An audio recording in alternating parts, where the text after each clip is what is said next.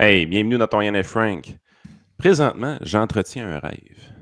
Faut que j'apprenne à jouer de la guitare, puis je veux devenir chanteur country. Il paraît que tu peux devenir maintenant vedette instantanée si t'aimes pas les woke ou si plutôt les woke t'aiment pas. Il y a une tentative de faire de l'argent ici, les amis.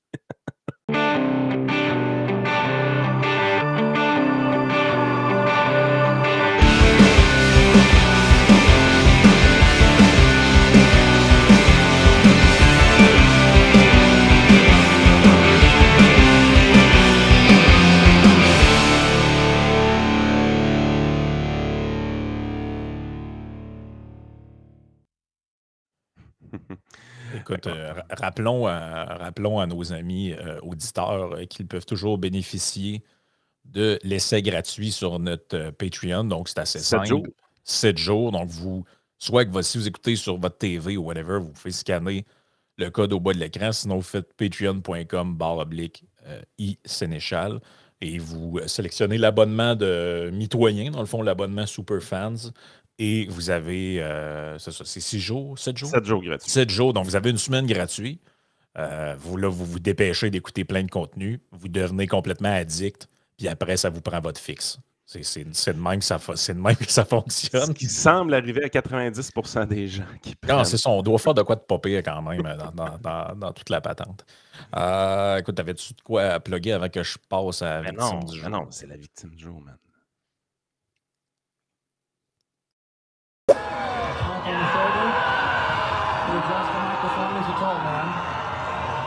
There's so much potential for beauty and for devastation. Il y a plein de monde qui nous envoie des vidéos pour remplacer la madame avec le manteau vert, mais je trouve jamais que c'est bon. Non, c'est jamais aussi bon que ça. Non. C'est Impossible. jamais aussi bon que ça. En fait, un de mes rêves, c'est. Tu sais, moi, je m'en fous, honnêtement, un peu de l'élection présidentielle qu'il va y avoir en 2024. Mais j'aimerais que Donald Trump soit réélu pour qu'elle fasse une prise 2. Alors, ferais-tu, tu penses? Ah, il faut. Contactez-la, quelqu'un, si vous la connaissez. Là. C'est J'espère sûr qu'elle a que- encore son jacket vert, sa petite tuque. Il faut. Chris, excusez, là, ça serait trop magique qu'il y ait une prise 2. C'est sûr que ce serait fun que ce soit une Québécoise. Ou un Québécois. Là. À un moment donné, on va avoir un Québécois qui va faire un breakdown de ce genre-là. Là. Peut-être quand Pierre Poilievre va être élu, quelque chose comme ça. Ça pourrait Oh, oui, arriver. ça va s'immoler en face du Parlement. Puis... ah non, je te dis qu'ils sont assez fragiles, pareil. Écoute, la vidéo que je veux faire passer, c'est que tu sais que y a comme un petit problème dans le monde de l'éducation, le tout petit problème, c'est que Il manque comme 5000 profs à peu près. il manque, ouais, c'est ça, il manque comme 5000 profs. D'ailleurs, il y a une de nos abonnés sur Patreon hier qui nous disait que son beau-fils, donc le fils de son conjoint, surveillait une classe et il a à peine son secondaire 5. De ce qu'on comprend. Lui, en fait, il était surveillant, tu sais, le midi, là, quand ça dîne, pas qu'ils se battent, puis tout ça, t'as un gars ou une fille, tu sais, qui se promène de long en large, qui fait semblant de checker. Il faisait ça avant, c'était sa job du midi. Puis, ils ont dit, ça te tente-tu d'aller donner le cours parce qu'il n'y a personne? En gros, c'est ça. Là, Et là, il y avait-tu son secondaire 5 dans ses poches? Il l'avait-tu ou il l'avait pas? J'ai dû vite. Ouais, j'ai cru comprendre qu'il l'avait peut-être pas, en fait. Et là, il y a des professeurs sur les réseaux sociaux qui interpellent le ministre Drainville. Hey, mais on s'entend-tu que, mettons, qu'il l'ait ou qu'il l'ait pas son secondaire 5, c'est ridicule pareil. Là. Ben non, c'est ridicule. Je veux dire, que même juste un cégep, c'est ridicule. T'as pas d'affaire à enseigner à des kids si t'as pas de formation d'enseignant. C'est quoi cette affaire-là? Je veux dire, tant qu'à ça, tant qu'à ça, appeler dans les congrégations religieuses puis demander s'ils ont des bonnes sœurs à vous envoyer, si au moins ils vont savoir quoi lui dire. Ouais, ils n'arrachent eux autres aussi, je pense. Ils sont plus en forme, les bonnes sœurs, Frank. Ah, ils en font venir un peu d'Amérique du Sud et tout ça. Là. OK. Mais je te rappelle qu'il n'y a pas si longtemps, il fallait mettre des professeurs dehors parce qu'ils portaient un voile. Hein. Ouais, puis s'ils étaient non bien vaccinés également. Oui. S'ils portent un voile, s'ils ne sont pas vaccinés. C'est pas Marois Risky qui avait une déclaration de ce genre-là? Ben oui, Marois Risky avait dit vaut mieux un professeur pas qualifié que pas vacciné. Hey, ça, là. Ça, quand tu y repenses avec beaucoup de recul, tu te dis Elle a vraiment dit ça, premièrement. Deuxièmement, ça montre l'ordre des priorités des gens. Hein. Ah non, ça, complètement. Aucune considération pour le long terme. Ah non, Aucune considération pour le long terme. c'est complètement, là, c'est complètement capoté, là, cette affaire-là. Et il y a un gars sur TikTok, il s'appelle Pierre le prof. Moi, je le connaissais pas, mais apparemment, c'est un professeur qui fait beaucoup de vidéos là, sur TikTok. Là.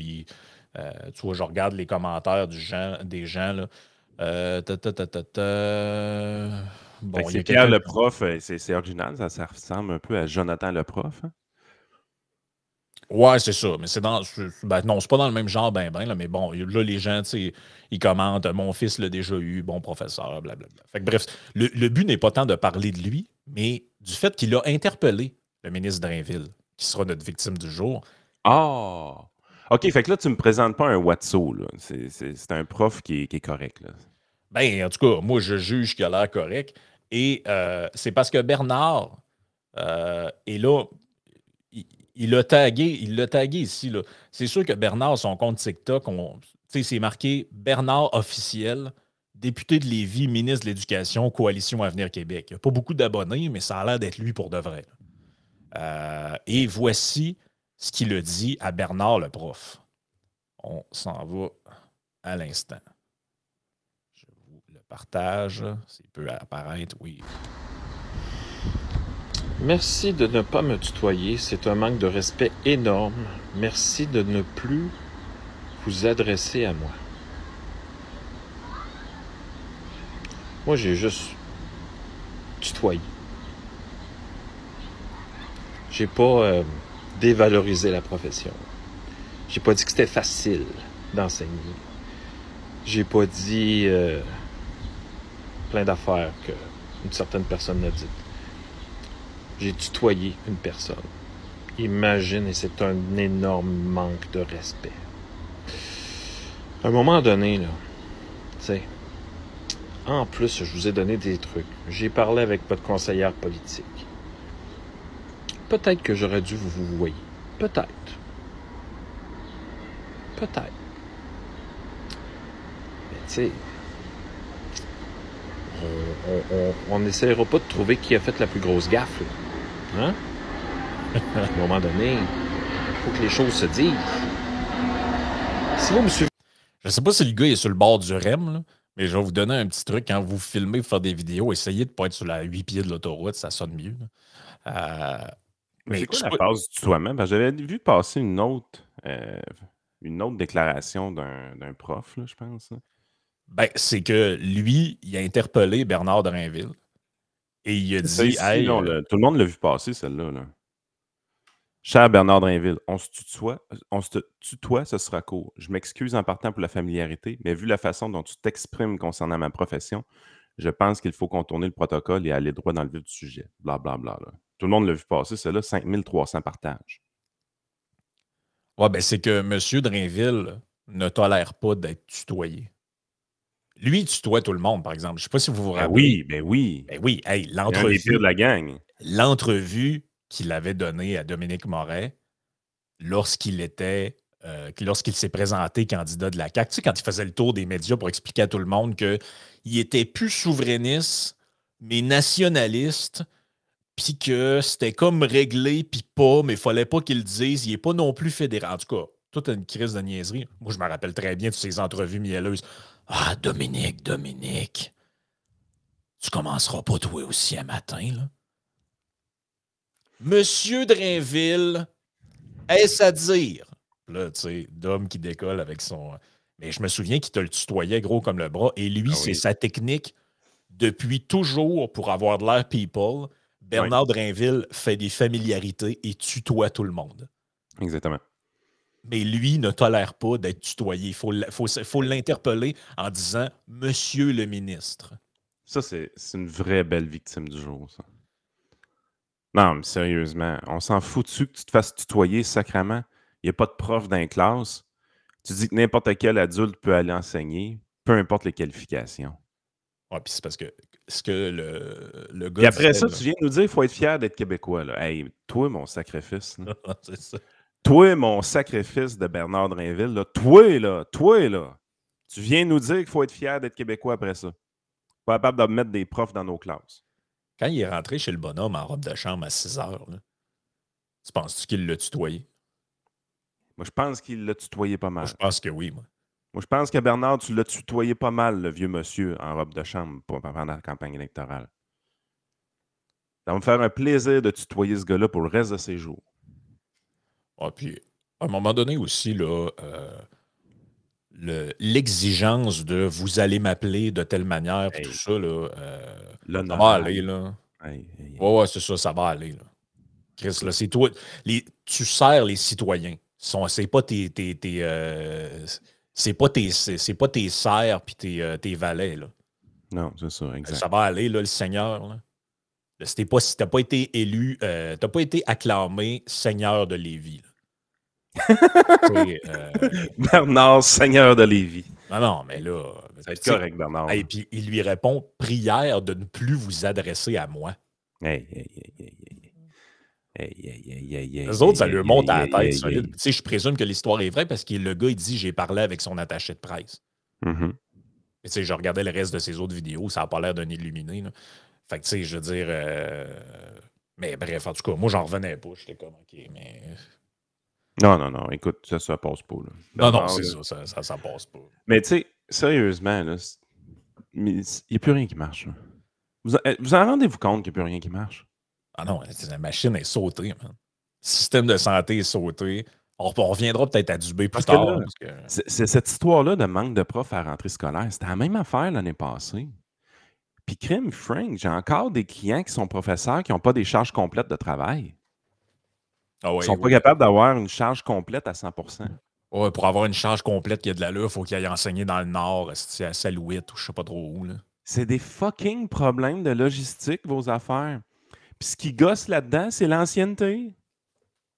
Voyons, c'est gros comme le bras, tellement que c'est évident. Là. C'est facile à voir c'est quoi votre difficulté. L'ancienneté, la logistique. Les deux gros problèmes à régler. Ah, mais si lâchait le tutoiement. Ah oui, c'est ça. Mais c'est ça. Lâche les formalités. Lâchez le panier bleu 5 secondes. Hey, lâchez lâchez vos hosties de conneries de couper les chars en deux, puis je sais pas trop quoi, puis arrangez-vous. C'est tout ce qu'on vous demande, en fait. T'sais, tout ce qu'on s'attend qu'ils fassent, ils le font pas. Puis tout ce qu'on veut pas qu'ils fassent, ils le font.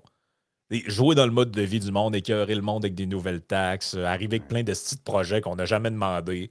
Ben Frank, quand tu vas faire des bébés, tu vas avoir un beau panier de bébés neufs si jamais tu vis à Montréal. On a ça ici quelque part. Écoute, faut que je le la montre. mairesse Plante est toute fière. Ça, c'est le bonjour qui a fait son annonce ou quelque chose de même. Elle est toute fière. Et regardez, si vous arrivez avec des beaux bébés neufs, on a une boîte à vous offrir. Ça va être disponible dans les bibliothèques. Ça vaut 200$. C'est des affaires utiles. Ça va être vraiment pratique pour donner une chance à tout le monde. Là, la ricaneuse, elle sera pas long, elle arrive. Non, mais ça va être vraiment bon. Comme ça, là, peu importe votre niveau de vie, peu importe votre niveau social, tout le monde va pouvoir donner une chance à son enfant grâce à la boîte Bienvenue bébé de Montréal. Donc, la belle boîte Bienvenue bébé avec des trucs vraiment utiles dedans. Donc, ça, c'est le Joker. Je veux dire, c'est Valérie Plante. Et voici la boîte. Ça, je sais pas trop c'est quoi. Là. C'est un genre de... jouet écologique. Un jouet écolo. Là. Un jouet écolo. OK, donc on a des couches lavables. Couches lavables. Il n'y a personne qui prend ça. On a ça ici, je ne sais pas, c'est une bavette réutilisable. C'est une bavette qui ramasse le stock. Là. Mais elle n'est sûrement pas en plastique. Là. Elle doit être. Non. Wow. C'est plastique, oublie ça, là, la terre brûle. Fait que c'est ça. Il y a un genre de costume de lapin. Il y a une marionnette pour jouer à Jocelyne Le Tendre avec. Il y a des dépliants de je sais pas quoi. Une brosse à dents en bois. Hey, en bois, sacrifice. Premièrement, un bébé, ça n'est pas dedans. Là. Première des choses. Oui, c'est ça. Deuxième des choses, une brosse à dents en bois. Tu me niaises-tu, sacrément? Il n'y a personne qui achète ça, des brosses à dents en bois. Là. En tout cas, ça. Il n'y a personne qui achète ça. Puis tu viens me faire craquer, cette boîte-là coûte 200$. J'ai pas de misère à croire que tu as payé 200$ pour ça. Là. Je suis persuadé qu'après tes appels d'offres avec les beaux commerçants de la ville de Montréal, full écolo, full marketing, puis hey, on va révolutionner le monde à coups de brosse à dents en bois. J'ai pas de misère à cœur que tu as payé 200$ pour cette tas de cochonnerie-là. Là. Ouais, ben c'est ça. C'est que là. Il n'y a pas un parent au monde qui aurait acheté ce stock-là. Donc, vous avez vu la boîte, vous avez bien remarqué ce qu'il y avait dedans. Je le dis pour les gens qui ne l'ont pas vu. C'est une grosse boîte en carton avec un paquet de couches lavables, une brosse à dents en bois, puis 2-3 marionnettes. Et le journal La Presse nous apprend la chose suivante. Tu le dis, mais je le fais apparaître à l'écran pour qu'on ait les preuves. La boîte d'une valeur de 200$ inclut notamment une bavette, une doudou, des vêtements et une brosse à dents en bois fournie par des entreprises locales. Qui paie 200$ pour ces items-là? Qui paie 200$ pour ces items-là? La seule façon que tu peux payer 200$ pour ces items-là, là, c'est un, tu te rappelles pas, il est où le Walmart? 2, tu veux vraiment sauver la planète à coups de brosse à dents en bois? 3, tu veux lever ton petit doigt dans les airs et montrer que toi, tu es une bonne personne, vertueuse, puis tu laves tes couches. Mais la réalité, là, pour n'importe quel parent, peu importe la classe sociale, il n'y a personne qui paye plus que 40$ pour ces items-là. Là. En fait, probablement qu'il n'y a personne qui paie pour ces items-là. C'est le genre d'affaires que tu reçois dans un genre de shower ou quelque chose comme ça. C'est le genre d'affaires, en fait, qui est fait par les proches, les amis, la famille. À toutes les fois qu'il y a un bébé neuf dans une famille, c'est le genre d'items qui sont offerts par la famille. La mairesse Plante veut prendre la place des proches, veut prendre la place de la famille. On déconstruit la cellule familiale pour rentrer l'État dedans. Mais regardez comment est l'État. Il se fait fourrer sur des items vraiment cheap. Ben oui. Il n'est pas capable de payer en bas de 200$ pour des doudous puis des marionnettes. Tabarnak qui sont pas bons. Ah non, c'est épouvantable. Ah, mais c'est écolo. On soutient l'achat local. Ta gueule, man. Mais ils n'ont plus d'argent. C'est ça l'affaire. C'est hey, on n'a plus d'argent pour gérer l'eau. Il va falloir penser à des nouvelles taxes pour les piscines, les chars, les parkings. Même les parkings. Là, c'est un parking à Montréal. Ils veulent te taxer bientôt parce que c'est une surface qui ne laisse pas passer l'eau. Là. Ça a l'air que c'est pas correct, ça, ce truc-là non plus. Là. Mais ils ont les moyens d'acheter des boîtes à 200$ puis d'envoyer ça à plein de monde qui ne l'ont pas demandé pour acheter des... En fait, c'est juste une patente pour acheter des cochonneries à des entreprises supposément locales et écolo. Là. Ben écoute, c'est des subventions déguisées encore. C'est parce que si tu veux vraiment aider, mettons que c'était vraiment ça, puis qu'ils veulent aider du monde dans le besoin, ils feraient juste envoyer un genre de bon d'achat de 200$ d'épicerie ou de pharmacie à des familles dans le besoin. Exactement. Voyons, bien en masse. Ben oui, ça serait bien plus intelligent. Tu as des familles dans le besoin, ils ont besoin de trucs pour les enfants. Tu envoies un certificat cadeau dans une pharmacie, là, celle de ton choix, ou dans une épicerie qui puisse aller s'acheter de la bouffe. Puis un genre de bon d'épicerie. Comme ça, tu es sûr qu'ils n'achètent pas des... C'est pas le job. Écoute, un enfant, c'est pas ta job. Premièrement, c'est compétence provinciale, le soutien des familles. C'est pas compétence municipale. Toi, ta job, c'est fucking trottoir, les fucking cônes oranges, les fucking égouts. Je sais que c'est plate, je sais que c'est pas sexy, je sais que tu peux pas passer à Salut Bonjour pour dire qu'on va faire telle réparation dans telle rue. Je suis tout au courant de ça. Mais justement, on n'est pas obligé de voir ta crise de face à tous les jours dans les nouvelles. Non. On n'est pas obligé. T'es mairesse, sacrément. T'es pas le pape, calife. Pas obligé de te voir tout le temps dans les nouvelles. Je sais que ça flatte ton ego, mais on n'est pas obligé de te voir. Oh non, tu peux prendre un break, là. Non, c'est ça. On aimerait mieux y voir moins souvent. Hey, écoute, parlant de face qu'on risque de voir pendant longtemps, moi, je pensais pas que ça allait se rendre jusque-là, mais la nouvelle est sortie hier soir. Oliver Anthony, qui est le Jason Aldean de ce mois-ci, a atteint la première place au Billboard 100. Donc, vous avez le classement ici, là, je vous le mets devant vos yeux. Donc, il est devant Luke Combs avec Fast Car, devant Morgan Wallen avec Last Night, devant Cruel Summer de Taylor Swift. Écoutez, il est devant Jason Aldean, es-tu encore là? Devant Dua Lipa. Jason Aldean, il est en 25e place encore. C'est sa 5e semaine dans le top 100 avec Try That in a Small Town. Donc, il a atteint le numéro 1, of course. mais ça fait quand même 5 semaines d'affilée qu'il est dans le top 100. Là, puis il est Hey, mais encore c'est des gros 25e. noms. Là. C'est Ben des oui, c'est des gros noms. gros noms. Là. T'sais, Travis Scott, Luke Combs, c'est tous des gros Kenny Brown, Jordan Davis, Travis Scott encore. C'est Post Malone. Ils sont en avant de Post Malone. T'es comme, OK, what the fuck. Là. Et lui, littéralement, la nouvelle est sortie hier soir. Il a atteint le numéro 1 au Billboard. Mais ce qui est spectaculaire un peu là-dedans, c'est la raison pour laquelle on en parle, c'est que c'est encore une fois, comme avec Jason Aldean, une histoire de scandale, entre guillemets, qui a amené à sa position. Donc, hier soir, le Billboard sortait cette nouvelle-là. Mais juste te lire son statement parce que je le trouve bon.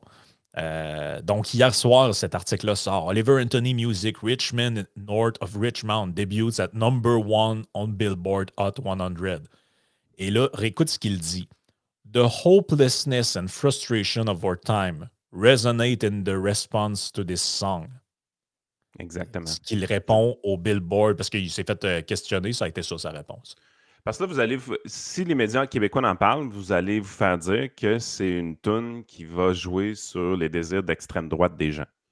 Puis ça se ramasse numéro 1, parce que c'est un fait connu. La majorité de la population est d'extrême droite aux États-Unis. Ben, c'est ça qui est spécial avec leur discours, c'est que tu te dis, Christy, mais il y en a donc bien des fachos partout. C'est incroyable. On viendra à un texte d'opinion après pour justement parler de ça. À toutes les fois que tu descends au States, Frank, tu le vois, tout le monde est en chemise brune, c'est évident. Ah oui, puis écoute, des drapeaux confédérés sur tous les balcons. Puis, veux-tu qu'on va lire la toune avec vous autres? Traduit en français, là. Vous allez voir que cette toune-là, considérée d'extrême droite, que les woke détestent et qui ont... Les woke, quand ils veulent boycotter quelque chose, c'est le fun, ils mettent ça en première place du Billboard.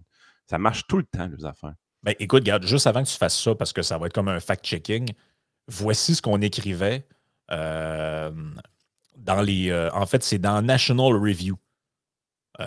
Voici ce qu'on écrit. Anthony est devenu un héros folklorique de l'extrême droite aux États-Unis, recueillant les éloges de politiciens tels que Carrie Lake, Marjorie Taylor Greene et Lauren Boebert. Toutes des femmes, hein, c'est quand même spécial pareil. Là. Fait qu'on attaque la personne en fonction des gens qui ont aimé ce qu'il a dit. On n'a jamais vu ça hein, comme tactique de la part de la gauche puis des woke. C'est jamais arrivé. C'est la première fois qu'ils font ça. C'est spécial pareil. Là, j'en reviens là-dessus, mais c'est spécial pareil que genre tes 3 figures d'extrême droite, c'est des femmes. Là. Il me semble déjà en partant, il y a de quoi qui ne marche pas dans ton affaire. Là. La star de la musique country et commentateur politique, John Rich, a proposé d'aider Anthony à produire un album, etc. Donc, on dit tous les conservateurs sont derrière elle, sont derrière lui, etc., etc. Bon. C'est la première fois qu'un artiste commence numéro 1 du Billboard avec aucun historique sur le Billboard avant. Autrement dit, là, c'est la première fois de l'histoire que ça l'arrive. C'est quand même assez spectaculaire quand on y pense. On va lire la toune. Premièrement, Richmond, north of Richmond. Qu'est-ce que ça veut dire?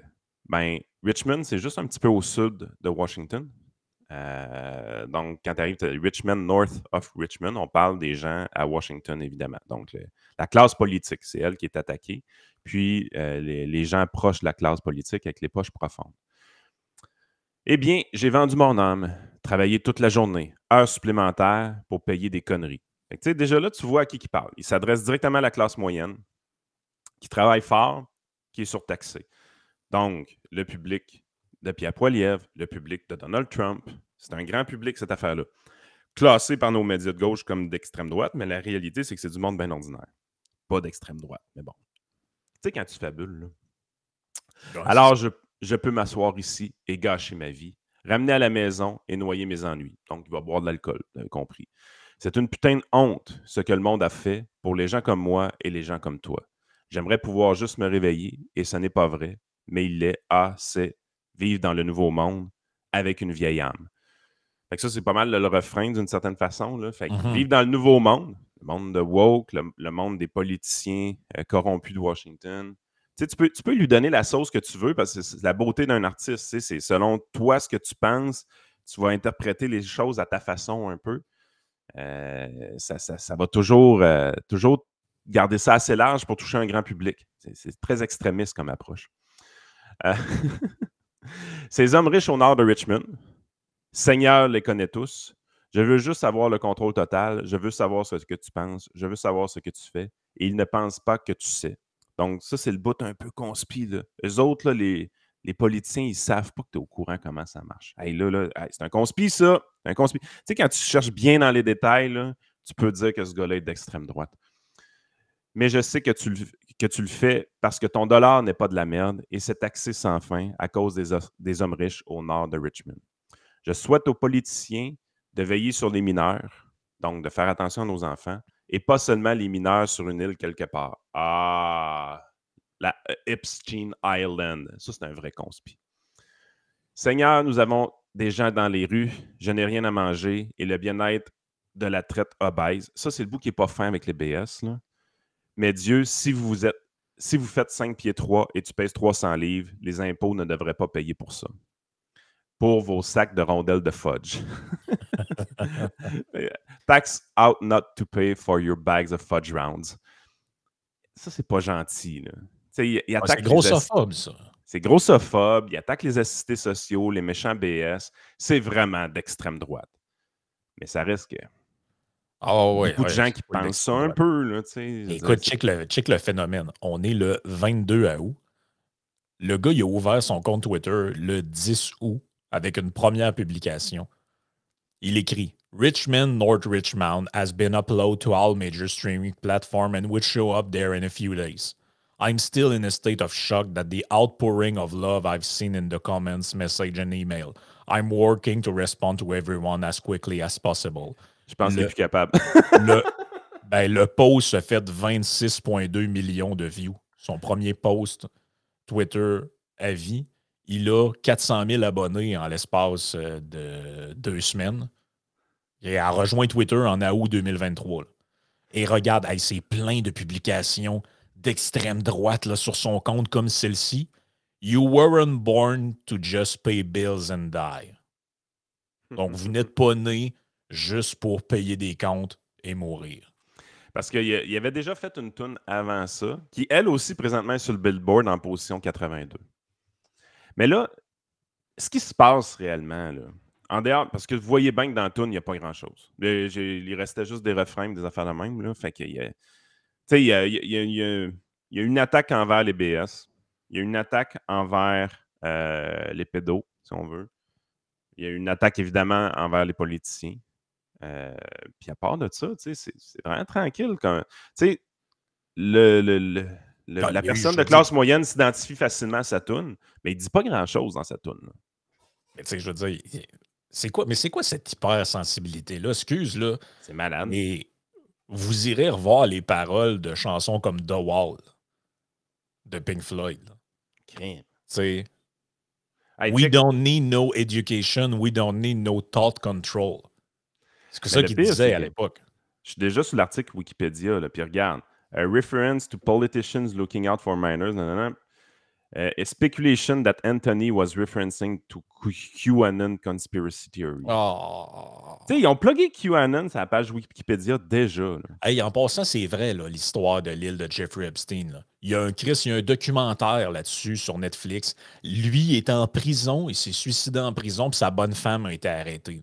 Là, c'est plus une théorie du complot. C'est vrai. Il y avait vraiment une île, le gars trafiquait des mineurs, puis il y a eu des crimes sexuels là-dessus. Là, allez-vous arrêter? Hey, là, il a parlé de l'île, théorie du complot. Ça va prendre quoi pour que ce soit vrai? Là? Chris, le gars a été condamné, mis en prison. Tu sais, les théories du complot, c'est de dire que tous les hommes influents allaient là. Tout le monde, ça boule, allait là, puis tout le monde est corrompu, puis tout le monde est dans le réseau, puis tout. C'est ça. Mais il y avait du monde haut placé, dont un Français qui était dans la mode. Il y a des gros soupçons aussi sur un des membres de la famille royale, le Prince Andrew, qui était d'ailleurs un peu renié par sa mère à la fin de sa vie. Donc, on soupçonne qu'il y a peut-être quelque chose pour de vrai en dessous de ça. Puis il y a des grosses rumeurs de plein de gens. Mais tout ça part pas de la fabulation de gens malades mentales. C'est tout vrai. Là. Puis l'affaire, c'est que la phrase, comment vous faites pour être en désaccord avec ça? La phrase dans son texte est extrêmement simple. J'aimerais ça que les politiciens fassent plus attention à nos enfants plutôt que de s'occuper c'est de l'art, sacrément. C'est une référence. Ça a marqué l'imaginaire des gens, l'île d'Epstein. C'est vrai. C'est pas une théorie du complot. Elle a existé, baptême. Puis oui, ça a tellement marqué l'imaginaire des gens que les gens se reconnaissent là-dedans. Voyons. Ben oui, parce que c'était l'incarnation de l'élite décadente et déconnectée. C'est un symbole. C'est ça, c'est un symbole. C'est un symbole, puis il a utilisé le symbole dans sa chanson. Crime, vous liez le gars à QAnon. La réalité, c'est que ce gars-là, là, c'est un ouvrier. Okay? Il a à peu près 28-29 ans. C'est un ouvrier. Il a toujours travaillé dans des usines. C'est un drop-out de l'école. Avant que sa tune sorte, là, il vivait dans sur un genre de terrain qui est off the grid, donc qui n'est pas plugué sur l'électricité, rien, dans une genre de tente roulotte qui coûte à peu près 1000$. Grosso modo, là, c'était ça sa vie. Là. Il a fait 2 tunes, il a sacré ça sur Spotify, puis il est devenu numéro 1 mondial. C'est en fait la game présentement qui est en train de se jouer, puis pourquoi tout le monde déchire sa chemise. C'est pas pour les paroles de la chanson. C'est pas parce qu'il y a une référence à une théorie que certains gens de QAnon parlent. C'est pas ça du tout. La raison pourquoi tout le monde capote, c'est que Taylor Swift, elle se lève un matin en position numéro 5, puis elle regarde le numéro 1, puis elle dit « What the fuck is that? » Puis ça, puis regarde, il y avait un truc cette semaine, je voulais en parler dans ma chronique musique de vendredi. Il y a un truc qui ressemble un peu à Statista là, sur Twitter qui s'appelle StatPanda. Et j'ai vu passer ça cette semaine, OK? Parce que quand je te dis qu'il y a une mine d'or pour ce gars-là, là, devant lui, là, le highest grossing music tour of all time. OK? Donc, les tournées de musique les plus payantes de l'histoire de la musique. Donc, on a les Rolling Stones avec A Bigger Band qui avait ramassé 558 millions de dollars. On a Guns N' Roses dans une tournée qui ont déjà fait 584 millions de dollars. On a U2 avec 736. Ed Sheeran, 776. La tournée d'adieu d'Elton John à 939 millions de dollars. Et l'actuelle tournée de Taylor Swift, qu'on projette, les estimations basées sur les ventes actuelles, projette des revenus totaux de 1,4 milliard de dollars. Le gars, il fait un hit en ce moment, il est en avant d'elle sur le Billboard. Je comprends, c'est une toune. Il n'y a pas la carrière de Taylor Swift, tout ça. Mais est-ce que vous comprenez le point que le gars, en 2022, c'est un inconnu? Il ouvre un compte Spotify, il commence à mettre des tunes dessus. Il a ouvert son compte Twitter il y a 2 semaines. Ben, même pas 2 semaines, 15 jours. Le contenant est poche. Le gars, il est pas beau. Non, c'est un roux. C'est filmé tout croche. Son vidéo est filmée tout croche. Il n'y a pas d'agent. Probablement pas encore. Pas d'équipe de production en arrière. Tout le léchage vidéo n'est pas là. Il n'y a pas de maquilleur, il n'y a rien. Là. Les gens veulent du bon contenu. Les gens ont aimé la toune. Les gens ont aimé les paroles de la toune. Ah oui, ils se sont vus là-dedans. Comment on dirait ça en français? Les gens se sont reconnus. Mais crème, j'aime ça. Taylor Swift, c'est la perfection du fake. C'est le fake parfait, Taylor Swift. Tu sais, la fille est pimpée à l'os, est encadrée de nutritionnistes, d'entraîneurs privés, est encadrée. Je ne suis pas sûr que c'est elle qui écrit tant que ça, ces tunes. Il y a une équipe de production gigantesque en arrière de Taylor Swift. Il y a une agence incroyable en arrière de Taylor Swift. Même chose pour Luke Combs. Mais la réalité, là, c'est qu'aujourd'hui, en 2023, grâce aux réseaux sociaux, grâce au Spotify de ce monde, le rêve américain de devenir un top est accessible à tout le monde. On a démocratisé l'art. C'est ça qui est fait chier parce qu'eux autres, ils vont tout te dire, les gens de gauche en général vont tout te dire, l'American Dream, c'est un mythe. C'est juste les gens qui arrivent de grosses familles, qui passent par-dessus les autres, qui crossent les autres. Des voleurs, des menteurs, là, 1%, etc. Mais, je veux dire, Ramaswamy, il l'a pas mal montré dans son genre aussi. Candidat à présidentiel, à primaire des présidentielles à 38 ans, fils d'immigrants indiens, parti des business, a été dans des bonnes écoles, tout ça. Quand ça fonctionne, puis quand tu mets les efforts, ça peut fonctionner. Le gars, lui, Jason Aldean, le gars, lui, Oliver Anthony, c'est un gratteux de guitare dans un bled dans les Appalaches. Sort une toune. Chris, il a réussi à toucher le cœur du monde. Ben, c'est ça l'affaire. C'est ça. Puis ça, là, il y a comme un côté intangible à ça. Qu'est-ce qui fait que tu réussis à connecter avec le monde? C'est que, ben, d'un, il y a une recette là-dedans qui est difficilement imitable. C'est qu'il vient du même monde que ceux avec qui il connecte. Il n'est pas en haut, puis il dit hey, qu'est-ce que je pourrais écrire qui va toucher le petit peuple? Il travaille dans des shops, le gars, là. Ah oui, le gars, c'est un. Ben, en fait, il est ce que John Lennon appelait un working class hero. C'est ça, c'est un working class hero. C'est un jobbeux, c'est un gars de shop, c'est un gars, probablement que si vous le rencontrez, je ne dis pas qu'il va rester de même si le succès continue, mais c'est un gars normal. Mais ça, l'autre affaire qui les fait chier, première affaire qui les fait chier, c'est tu peux arriver au top en partant de nulle part, en bypassant toute cette industrie-là. C'est encore plus hot ce qu'il a fait lui que Jason Aldean. Ben oui.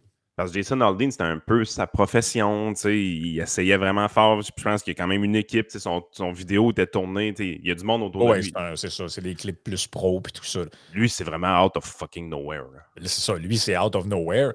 Puis l'autre affaire qui les fait chier là-dedans, c'est que quand il y a une figure qui émerge de même du peuple, là, que ce mot-là vous plaise ou pas, mais c'est ça. Là, le gars, c'est un gars du peuple. Là. C'est un gars qui a déjà. C'est un gars qui arrive chez eux le soir, puis il a probablement les mains sales un peu. Il n'y a pas des belles mains douces, il y a des mains sales. Il travaillait dans des shops, il vit sous sa terre, fait ses affaires. Ben, le mythe politique, c'est que les gens qui parlent pour ces gens-là, ce sont les progressistes et les gens de gauche. Carrément. Tu comprends qu'ils parlent pour le petit peuple, parce que les gens de droite, c'est juste du monde suppôt des grandes entreprises, tout ça. Mais finalement, tu te rends compte que quand les bobos urbains ne parlent pas au nom du peuple, puis c'est le peuple qui parle en son propre nom, ce qui émerge, c'est des gars de même. Qui n'est pas un bobo urbain. Qui est zéro un bobo urbain, puis que le gars, finalement, c'est plus un conservateur que d'autres choses. Lui, là, il se brosse pas les dents avec des brosses à dents en bois. Là. Non, puis d'après moi, je sais pas s'il y a des enfants, mais ils n'ont pas de couche lavable. J'adore. Sérieux, Frank, j'adore. Puis, tu sais, des fois, on est tout le temps là. On a l'impression de vivre dans une société fake. On a l'impression de vivre dans une société où est-ce que tout est trimé, tout est manucuré. Ce qu'on nous présente à la TV, il y a 2 pouces de potée d'en face des gens. Les corps sont refaits au complet. Les textes sont appris par cœur. Les textes ont été retravaillés par des avocats. T'es vraiment dans le feeling qu'on est dans une société aseptisée. Belle, mais aseptisée. Puis là, tu arrives, puis out of nowhere, qu'est-ce qui fonctionne? C'est l'authenticité. L'authenticité obtient un méga succès, puis un succès instantané. Ça, c'est un gars qui vient de sortir de la pauvreté, by the way. Là. Lui, du jour. Puis, on ne sait pas comment ça va finir. Il va peut-être tomber. C'est pas tout le temps bon. Là. On sait que les athlètes professionnels, de partir de rien, puis d'avoir beaucoup de succès, puis de l'argent dans ses poches rapidement, c'est pas tout le temps bon. Écoute, probablement que ça. C'est un one-hit wonder aussi. Là. Je voudrais voir, mais peut-être que sa chaîne YouTube n'était même pas monétisée avant qu'il mette son hit là-dessus. Là. Tu vois le genre. Il y a des bonnes chances. Il est arrivé out of nowhere. On ne sait pas comment ça va finir, son histoire.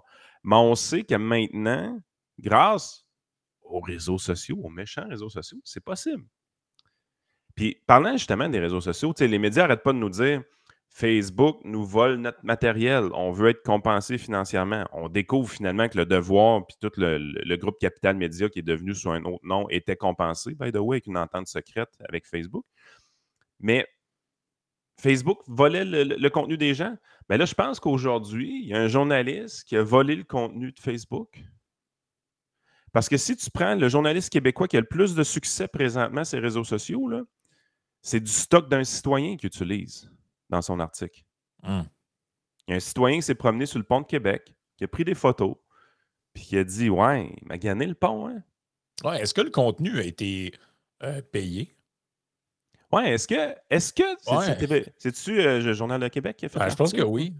Est-ce qu'on va compenser financièrement le gars qui a pris les photos?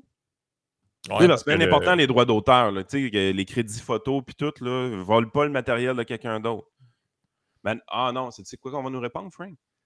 Quand c'est sur Facebook, c'est public, il n'y a plus de droits d'auteur. C'est ça qu'on va nous répondre.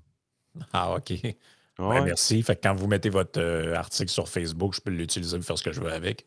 ben, c'est ce que je pense. Ouais, c'est ce que j'avais pensé aussi.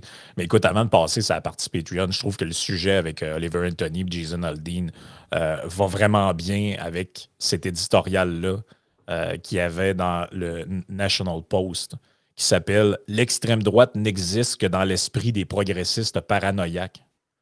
Et voici ce qu'on nous dit.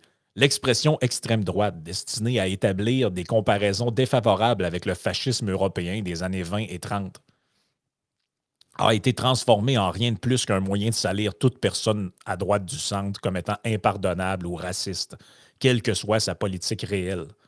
Plus tôt cet été, le ministre du Logement de l'époque, Ahmed Hussein, a accusé le chef conservateur Pierre Poilievre d'avoir utilisé une rhétorique d'extrême droite lorsqu'il a critiqué la politique gouvernementale en matière de logement.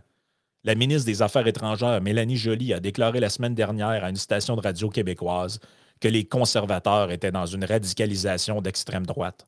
Un journaliste a récemment interrogé Pierre Poilievre sur le chien qui siffle à l'extrême droite. Mais il n'a pas été en mesure de dire qui faisait cette allégation. Donc, l'audio qu'on avait fait jouer, quand il répond à la journaliste qui le questionne là-dessus. Personne nulle part n'a été en mesure d'expliquer en quoi les politiques de Poilievre sont d'extrême droite. Prôner des réductions de dépenses, tenir les municipalités responsables du manque de logement, blâmer le gouvernement libéral et la Banque du Canada pour l'inflation et soutenir le développement de l'industrie de l'énergie ne sont guère révélateurs d'un programme d'extrême droite. Critiquer le Forum économique mondial ne compte pas non plus.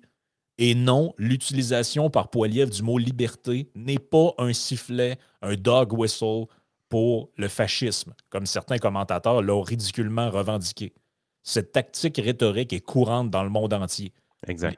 Les reportages sur le candidat présidentiel argentin, Javier Milei, ont des titres tels que « Un étranger d'extrême droite prend la tête du choc »,« Un libertaire d'extrême droite remporte la primaire présidentielle argentine » et « Un étranger d'extrême droite argentin dans Reuters ». Donc, le premier, c'était dans Times, ensuite dans The Guardian, ensuite dans Reuters. Reuters, c'est une agence de presse. Là. Ils font de l'opinion. Là. Ils ne devraient pas. Ben non. Comme pour Poilievre, il n'y a aucune preuve réelle qu'ils sont d'extrême droite ou fascistes. Le New York Times a résumé sa politique en adoptant le dollar américain comme monnaie officielle de l'Argentine et en abolissant la banque centrale du pays, en parlant de l'Argentin. Il a également proposé de réduire drastiquement les impôts et de réduire les dépenses publiques, notamment en faisant payer les gens pour utiliser le système de santé, en fermant ou en privatisant toutes les entreprises publiques et en supprimant les ministères de la Santé, de l'Éducation et de l'Environnement. Beaucoup de ces politiques sont radicales, mais certaines d'entre elles relèvent du conservatisme, de tout ce qu'il y a de plus standard, comme la privatisation d'entreprises publiques, la réduction des impôts et la facturation des soins de santé. Plus précisément, et là ça c'est important, plus précisément, aucune des idées de Milei n'est liée de près ou de loin au fascisme de Benito Mussolini ou au national-socialiste d'Adolf Hitler. Ils ne sont pas non plus liés à des compréhensions plus contemporaines de la définition de l'extrême droite.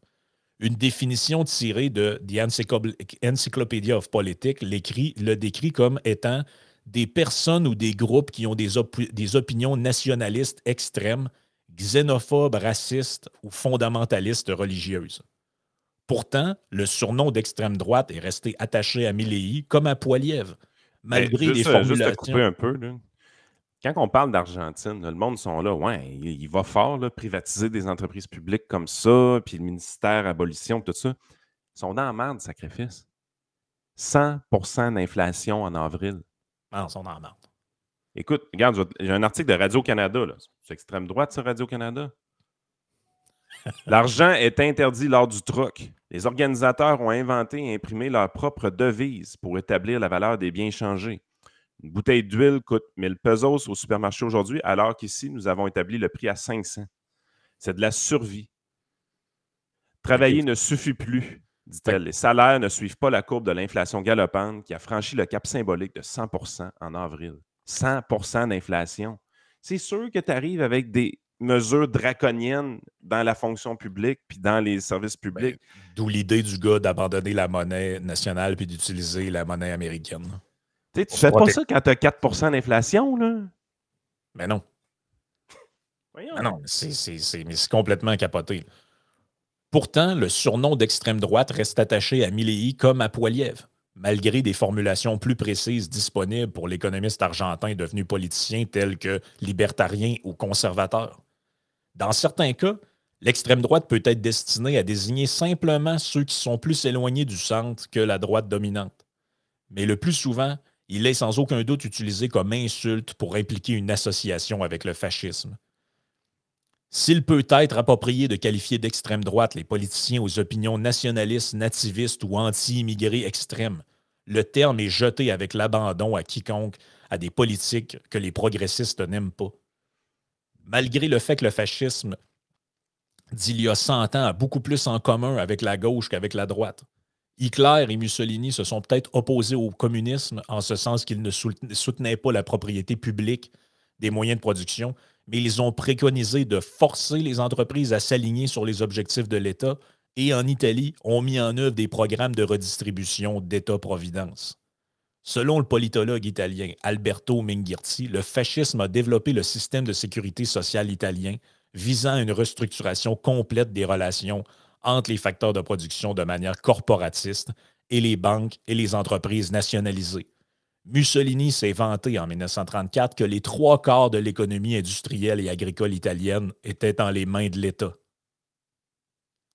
En Allemagne, les nazis ont mis en œuvre un projet de privatisation de masse, mais ce n'était pas une forme extrême de capitalisme, alors que la privatisation moderne dans l'Union européenne a été parallèle aux politiques de libéralisation. Dans l'Allemagne nazie, la privatisation a été appliquée dans le cadre d'un contrôle croissant de l'État sur l'ensemble de l'économie par le biais de la réglementation et de l'ingérence politique, a écrit Germa Bell, économiste à l'Université de Barcelone. Écoute, et là, ça continue, je ne lirai pas tout le texte, là, mais c'est un Christi de bon texte. Là. Puis moi, ce qui m'insulte le plus dans tout ça, c'est que je pense que quand même, à juste titre, là, pendant la pandémie, ça devenait exagéré. Là. Les liens, là, Trudeau, Hitler, ça n'avait pas rapport. Mais d'une certaine manière, ils se faisaient remettre en pleine face la monnaie de leur pièce. Mm-hmm. Parce que c'est ça, eux autres, c'est ça. Eux autres, ils ont le droit de traiter tout le monde de facho puis d'extrême droite, mais il ne faut pas le dire, par exemple. Ça leur fait beaucoup de peine. Exact. Et ça n'a pas d'allure, ça, cette affaire-là. Voyons donc, c'est quoi cette histoire? C'est toujours la même chose. Les gens à droite du centre n'ont absolument pas le droit à l'erreur, n'ont absolument pas le droit d'errer dans leurs propos, mais à gauche, on peut dire n'importe quoi. Hey, c'est rendu qu'un roux avec une guitare qui gratte des chansons folk, country folk des Appalaches, c'est rendu que le gars, c'est sa réincarnation d'Hitler. Êtes-vous fou? Sérieusement, là. T'sais, les gens qui pensent ça, là, ça va entre les deux oreilles? Non, ça va pas. Il y a quelque chose, la chaîne est débarquée. Là. La chaîne est carrément débarquée. Trop de temps libre. Retournez travailler. C'est ça. Faites comme lui, retournez dans une usine. Allez travailler.